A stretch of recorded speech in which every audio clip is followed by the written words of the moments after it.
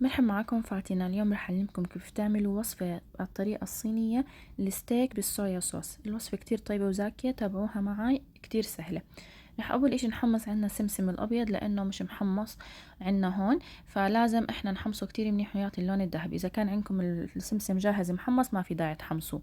هلا بعد هاي الخطوة رح نجهز عنا الصويا صوص، عبارة عن نص كاسة من الصويا صوص، معلقتين من زيت السمسم، رح نضيف عليها تومة وفلفل ومعلقة من السكر البني، وبنخلطهم مع بعض كتير منيح، وبنضيفها على لحمة الستيك، بنقلبهم مع بعض وبنتركها منقوعة تقريبا ساعة كاملة. هلا إذا كان عندكم وقت تنقعوها قبل بليلة في التلاجة فما في مشكلة. بعد هيك رح نجهز طنجرة ونحميها ونضيف عليها زيت نباتي، ونضيف عليها الستيك. طبعا هون هلا الطبخ رح يطول عنا شوي، رح تقعد تقريبا ساعة لساعة ونص عبال ما تطبخ.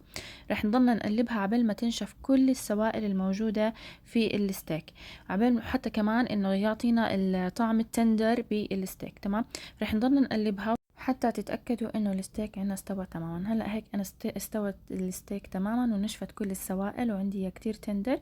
نحطه في طبق التقديم ونضيف عليه رشة السمسم المحمص، وهيك عنا صار جاهز. بتزينوها بالبصل الأخضر. وإن شاء الله تكون عجبتكم الوصفة. ما تنسوا تعملوا شير للفيديو ولايك لفاتنة كيتشن.